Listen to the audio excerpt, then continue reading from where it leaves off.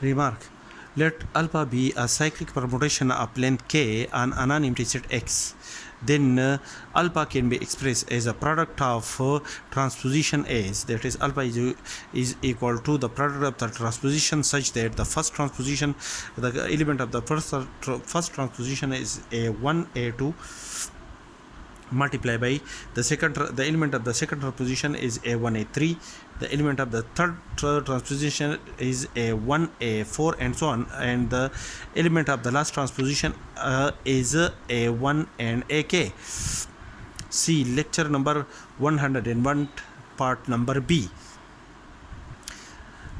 And the number of transposition in the permutation alpha are equal to k, where k is the length of the cyclic permutation, k minus 1.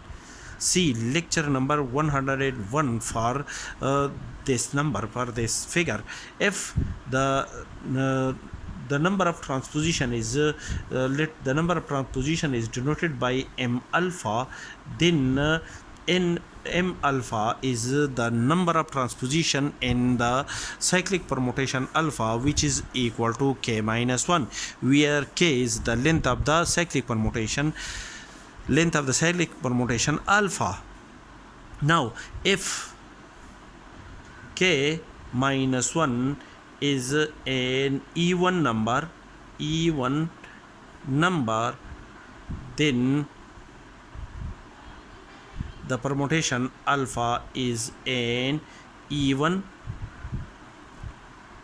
permutation.